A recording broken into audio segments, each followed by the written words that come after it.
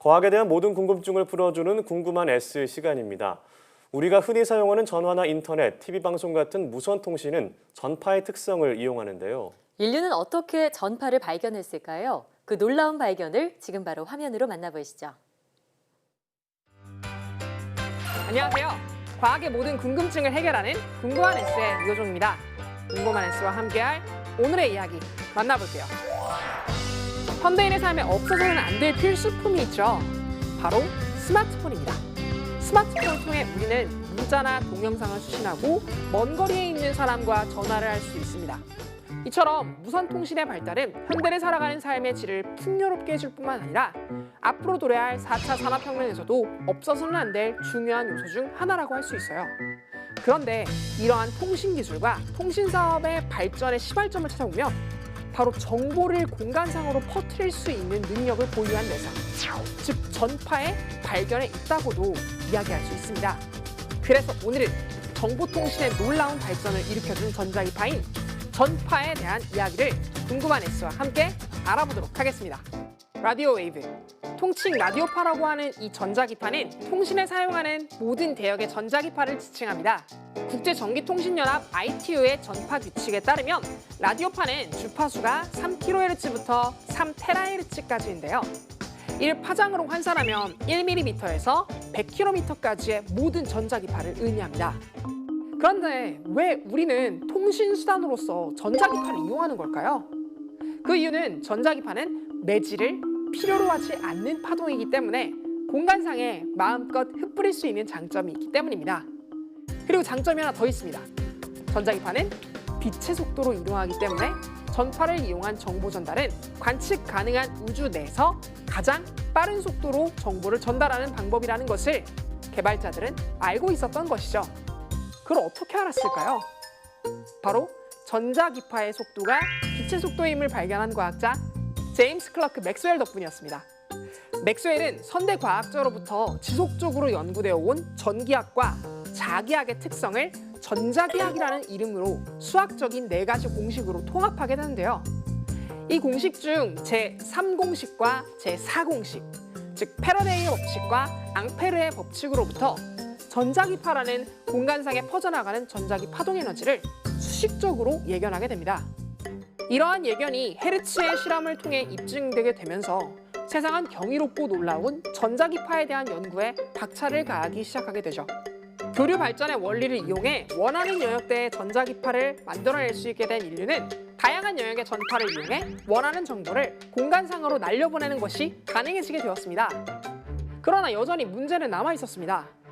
이렇게 공간상으로 퍼져나가는 전파를 특정한 대상에게 정확하게 전달하려면 어떻게 해야 할까요?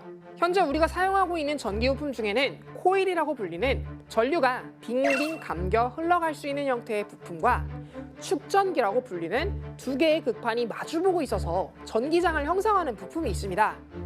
이 전기부품들은 건전지의 전류와 같이 일정한 크기로 흐르는 전류인 직류에서는 지극히 평범한 모습을 나타내지만 전자의 전기적 진동에 의해서 에너지를 흐르게 만드는 방식인 교류에서는 매우 독특한 특징을 가지게 됩니다. 코일의 전류가 흐르게 되면 코일 내부에 자기장이 형성되는 것을 볼 수 있는데요. 만약 전류가 일정하게 공급되는 것이 아니라 특정한 주기로 출렁거리게 된다면 코일 내부에 발생되었던 자기장의 세기를 유지하고자 하는 관성에 의해서 전류의 출렁임이 방해받게 됩니다. 물리학에서는 유도된 자기장이 전류를 방해한다는 의미에서 이를 유도, 리액턴스라고 부릅니다. 이 유도 리액턴스는 전류의 진동이 빠르면 빠를수록 전류의 출렁임 정도가 빠르면 빠를수록 유도되는 자기장의 크기가 커지게 됩니다. 그건 그만큼 방해 공작이 커지게 된다는 특징을 가지게 된다는 뜻이죠.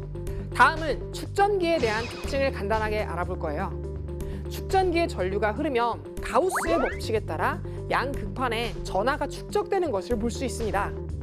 여기서 앞선 코일처럼 출렁이는 전류가 공급되면 기존에 차곡차곡 쌓여있던 전하가 만드는 전기 에너지에 의해 전류의 출렁임이 방해를 받게 되는데요.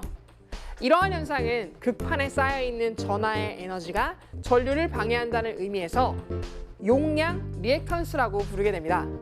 이 용량 리액턴스는 전류의 진동이 느리면 느릴수록 즉 전류의 출렁임이 느리게 진행될수록 양극판에 쌓이는 전하량이 많아지게 되기 때문에 그만큼 방해 공작이 커지게 되는 특징을 가지고 있습니다. 코일과 축전기가 직류가 아닌 교류 회로에 동시에 존재하게 되었을 때 회로에서는 이러한 차이에 의해서 독특한 특징이 나타나게 됩니다. 용량 리액턴스와 유도 리액턴스에 의해 회로에 공급되는 전자기 진동이 아주 특별한 진동수를 가지게 되는 순간 두 리액턴스의 방해가 매우 작아지게 되는 순간이 발생하게 되는 것이죠.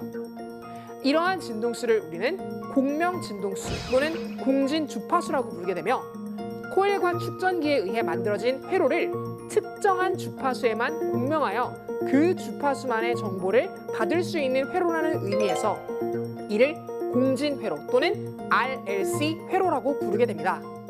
이러한 공진회로를 이용해서 특정한 주파수에 담긴 정보만을 선택적으로 받을 수 있도록 만든 도구가 바로 안테나이며 이 안테나를 통해서 송신된 여러 전파 중에서 필요한 특정 정파를 캐치할 수 있는 것이 현재 이용되고 있는 대부분 통신수단의 가장 기본적인 원리랍니다. 오늘은 우리 삶에 꼭 필요한 현대사회에서는 거의 필연적인 존재와도 같은 대상, 전파에 대해서 함께 알아봤습니다. 전파는 볼 수도 들을 수도 만져볼 수도 없는 무형의 존재이지만 우리 삶에 밀접하게 연관되어 있다는 것을 알 수 있습니다. 이런 전파가 인류 문명 속에 들어온 지는 100년이 채 되지 않았지만 이러한 발견 덕분에 우리는 머나먼 공간에 있는 사람들 간의 활발한 교류를 만들어낼 수 있었고 이는 인류의 삶이 더욱 편리해짐을 넘어선 지구 전체의 문화의 교류의 장을 만들어냈다는 의의가 있을 수 있겠죠. 그럼 궁금한 S는 여기서 인사드릴게요.